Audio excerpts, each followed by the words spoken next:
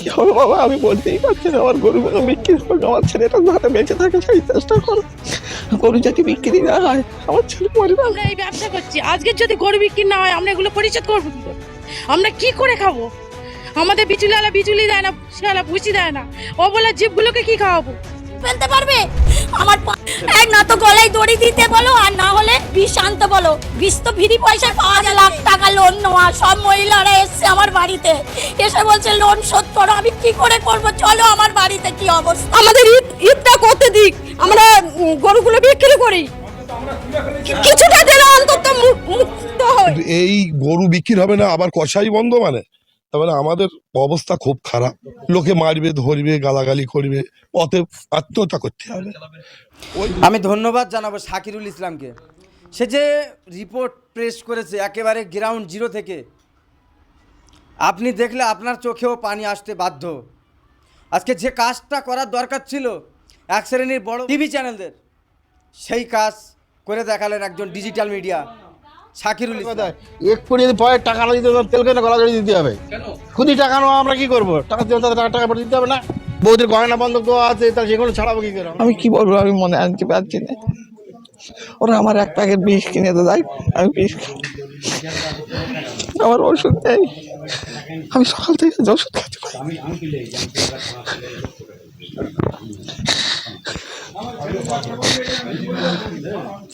কি হবে তাহলে এবার? কি হবে বাবা, আমি বলতেই পারছি না। আমার গরুগুলো বিক্রি হোক, আমার ছেলেটা যাতে বেঁচে থাকে সেই চেষ্টা করো। গরু যদি বিক্রি না হয় আমার ছেলে মরে না। আপনারা যে গরু ব্যবসা করছেন, সরকার বলেছে যে 14 বছরের উপরে কোনো গরু বলি দেওয়া যাবে না বা কুরবানি করা যাবে। তো সেক্ষেত্রে আপনাদের ব্যবসার উপরে কি কোনো ইফেক্ট পড়েছে? এবার 14 বছর গরু কোনোদিন খাটাতে থাকে না। 14 বছর গরু মানে বুড়ো গরু। খাটাতে যা গরু থাকে 5 বছর, 6 বছর, 7 বছর, 4 বছর বয়স। ওজা বলে সরকার তো আমার যাতে কুরবানি না হয় এরম কথা। আমরা যে ব্যবসা করি, বছর বছর করে থাকি।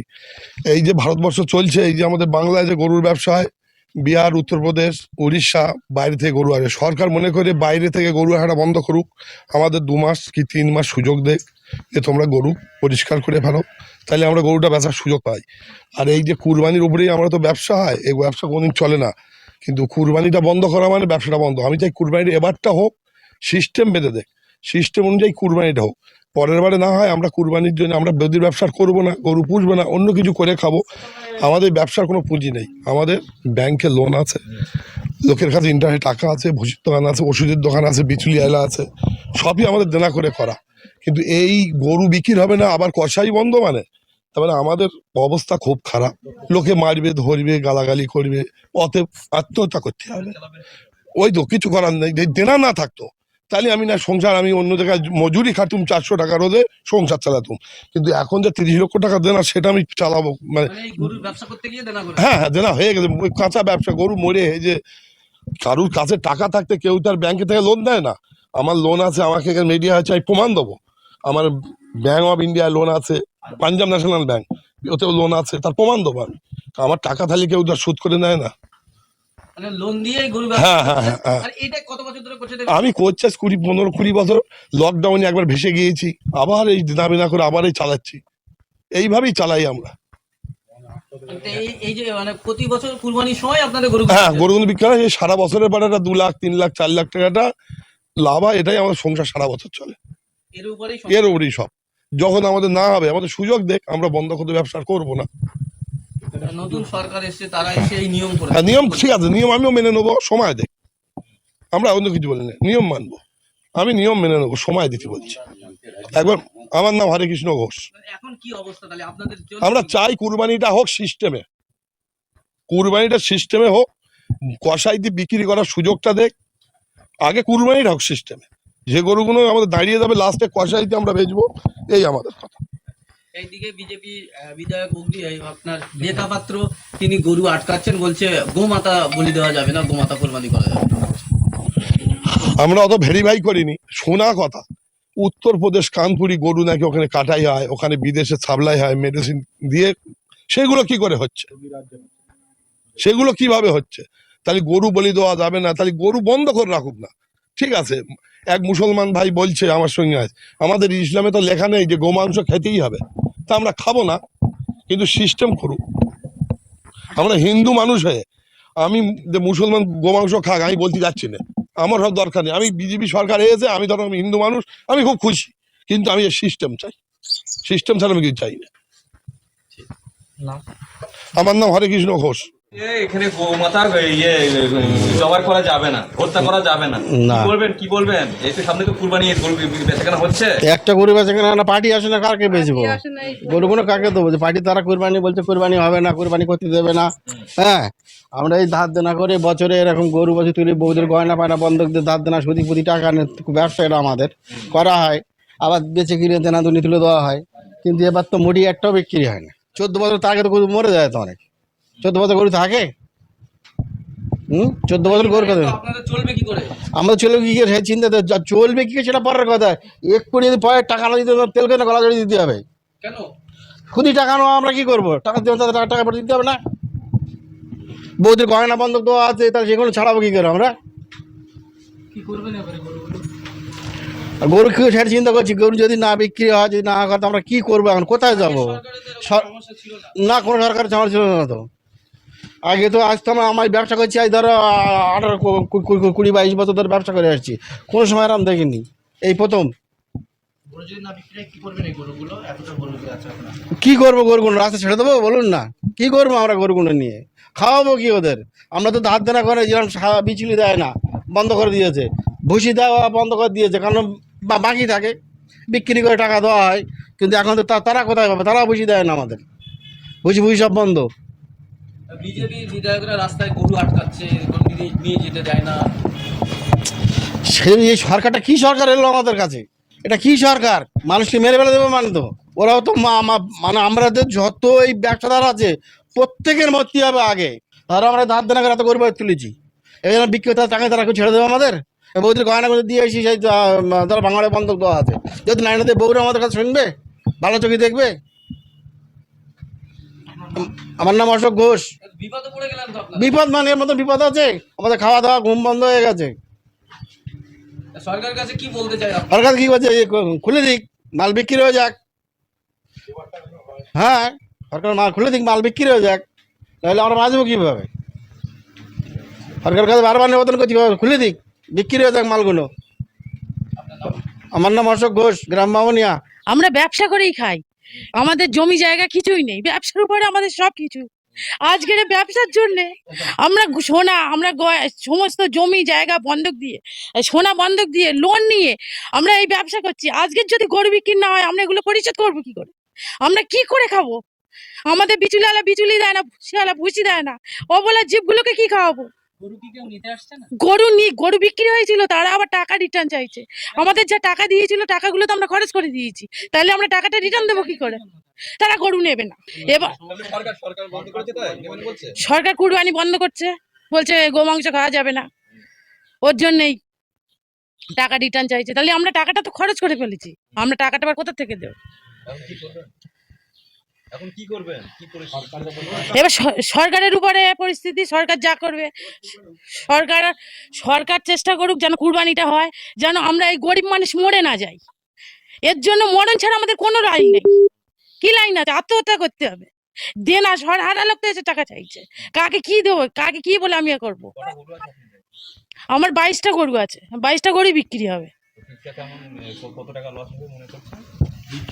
বিক্রি না হলে সব লস, 30 লাখ টাকা লস। তাহলে আপনাদের সংসার চলবে কি করে এবারে? মানে এর উপরেই বলছেন ঘর সংসার, তাহলে চলবে কি করে? আমাদের খাওয়া হবে না, আমাদের মরে যেতে হবে। আমি বাচ্চা মানুষ করবো কি করে? আমাদের তো জমি নেই, জায়গা নেই, আমাদের ব্যবসার উপরে সব কিছু। গরু বিক্রি হোক, গরু বিক্রি হোক। শুভেন্দু অধিকারীর কাছে একটাই অনুরোধ, গরু যেন বিক্রি হয়, গরিব মানুষ যেন না মরে। কুরবানি চালু করুক। হ্যাঁ, এবারটা চালু করুক, সবাই সামনে বছরে সবাই আমরা বুঝে নেব, আমরা লোনটা শোধ করি, আমরা গয়নাগুলো করি। আমার নাম করবে আমার না তো গলায় দড়ি দিতে বলো, আর না হলে বিষ আনতে বলো। বিষ তো ফ্রি পয়সায় পাওয়া যাচ্ছে। রেখা তো ও গরু লাগাচ্ছে, কোন আক্কেলে ও খাওয়া দিতে পারবে? এককাল গোবর ফেলতে পারবে? আমার 5 লাখ টাকা লোন নেওয়া, সব মহিলারা এসছে আমার বাড়িতে, এসে বলছে লোন শোধ করো। আমি কি করে করবো? চলো আমার বাড়ি। বাড়িতে কি অবস্থা। শুভেন্দু অধিকারী এসে তুই গদিতে বসে আছিস, তুই কি করছিস? মানুষকে এরকম করে হিন্দু ধর্মতে সবকিছু তো নষ্ট করে দিচ্ছিস। আমাদের ঈদটা করতে দিক, আমরা গরুগুলো বিক্রি করি, কিছুটা যেন অন্তত মুক্ত হই। মুসলিম বা তারাও হিন্দু, তারা তো মিশছে একসাথে, আমরা তো একসাথে আছি। তারা কোনোদিন দেননারি করেনি কি কারু আমাদের গলা ধাক্কান দিইনি। ওদের কুরবানিটা ওদের করতে দাও, আমরা বাঁচি। আমার মতন মহিলা, আমি মহিলা সমিতি থেকে 5 লাখ টাকা নিয়েছি, চলো আমার ব্যাংকে সব আমি জমা দিই, সুদ আসল। কি অবস্থা হচ্ছে, আমার স্বামী ভ্যান কাটে, ভ্যান চালায়, আমরা এইভাবে বাঁচি। তাহলে আমাদের বাচ্চা কাচ্চা সব আছে, তাহলে আমরা কি করে খাবো? আমাদের আর ঘুম নেই, রাত্রে ঘুম নেই, চিন্তায় মাথা খারাপ হয়ে যাচ্ছে। আমরা কি করব, কিছুই করার উপায় নেই, কিছুই খুঁজে পাচ্ছি না। আমাদের ঈদটা করতে দিক, আমরা গরুগুলো বিক্রি করি, কিছুটা যেন অন্তত মুক্ত হই। বিধায়িকা হচ্ছে কি আপনার রেখা পাত্র বিভিন্ন জায়গায় রাস্তায় গরু আটকে দিচ্ছে, ওরাও তো ভয় পাচ্ছে। উনি মহিলা হয়ে একটা মহিলাদের কিভাবে কষ্ট দেয়, কিভাবে এরকম করে। উনি তো ঘোষ, গোবরটা ফেলতে বলুন, তারপরে বুঝতে পারবে কতটা কষ্ট। আমার মতন মহিলা, আমি মহিলা সমিতি থেকে 5 লাখ টাকা নিয়েছি, চলো আমার ব্যাংকে সব আমি জমা দিই, সুদ আসল। কি অবস্থা হচ্ছে, আমার স্বামী ভ্যান কাটে, ভ্যান চালায়, আমরা এইভাবে বাঁচি। তাহলে আমাদের বাচ্চা কাচ্চা সব আছে, তাহলে আমরা কি করে খাবো, কি করে করব? বিজেপি সরকার এসে আমরা মানলাম, ভালো হয়েছে, কিন্তু এ কি সর্বনাশ হচ্ছে। না তো গলায় দড়ি দিতে বলো, আর না হলে বিষ আনতে বলো। বিষ তো ফ্রি পয়সায় পাওয়া যাচ্ছে। রেখা তো ও গরু লাভাচ্ছে, কোন আক্কেলে ও খাওয়া দিতে পারবে? এককাল গোবর ফেলতে পারবে? ও 1 লাখ টাকা করে পাবে, আমরা কি পাবো? আমরা কি স্বামীকে খাওয়াবো? আমরা কি স্বামীকে খাওয়াবো? আমরা বাচ্চা কাচ্চাকে কি খাওয়াবো? ও তো বাচ্চাকে হোস্টেলে দিয়ে মানুষ করাবে, আর আমরা কি দিয়ে মানুষ করাবো? আমরা খেটে খাই, গোবর ফেলে খাই, এই তো খাটাল ধুয়ে এসছি। আমরা ছেঁড়া জামা পরে ঘুরে বেড়াই, আমরা ভদ্রভাবে নয়, আমরা লেখাপড়া জানি না। ও কি ও তাদের সরকারকে বলো আমাদের এবারটা মুকুব করে দিতে বলো। আমার 5 লাখ টাকা লোন নেওয়া, সব মহিলারা এসছে আমার বাড়িতে, এসে বলছে লোন শোধ করো। আমি কি করে করব? চলো আমার বাড়িতে কি অবস্থা, আমি কি করব আমি ভেবে পাচ্ছি না। আমার স্বামী রাগে চলে ভ্যান নিয়ে বার হয়েছে, বলে আমি কাটালে ঢুকবো না। কি করব, আমার গরুগুলো খাওয়া দিতে পারি না, একটা তরফা বিচুলি আয়লা দেয় না। 3 লাখ টাকা আমি ভুসির দোকানে, চলো আমি তোমাকে দেখাচ্ছি, খাতাপত্র সব বার করে রেখে দিয়েছি। আর রেখা দিদিকে বলো তুমি জিতেছো, ভালো হয়েছে, তুমি মানুষকে উপকার করো। মুসলিম বা তারাও হিন্দু, তারা তো মিশছে একসাথে, আমরা তো একসাথে আছি। তারা কোনোদিন দেননারি করেনি কি কারু আমাদের গলা ধাক্কান দিইনি। ওদের কুরবানিটা ওদের করতে দাও, আমরা বাঁচি। আর না তো এসে ওকে গোবর ফেলতে বলো, গোবর ফেলতে বলো, গোবর ফেললে তাহলে বুঝতে পারবে আমাদের কি অবস্থা। আজ আমার স্বামী ভ্যান কাটে, আমি ব্যবসা চালাই, আমি খাটালে সব কাজ করি, বলি না আমরা সুবিধে সব কিছু পাবো। আমি কি করব এবার, আমি কি করব? আমার এই 5 লাখ টাকা ব্যাংকে দে না, আরও বাইরে থেকে 3 টাকা করে 4 টাকা করে সুদে নিয়েছি 5 লাখ টাকা, তাকে কি করে মেটাবো? আমি কি করব? মোষ এনেছি মুদি, ও তো ফ্রি গরু দিতে পারতো বিহার থেকে, ও কেন ছেড়েছে? ও বিহার থেকে ফ্রি গরু দিতে পারতো তো, তাহলে তো সব ব্যবসাদার বেঁচে যেত যে গরু থাক। আজ বিচুলি আইলে আমাদের 1 টাকা দেয় না, বলে 1 টাকা দেবো তারপরে বিচুলি দেবে। একতরফা করে 10টা গরুকে খাওয়াতে পারি বলো? আমরা কি করব বলো, আমরা কি করব? আমরা না খেয়ে ওকে খাওয়াই, তাহলে আমরা কি করব? রেখাকে বলো, শুভেন্দু অধিকারীকে বলো।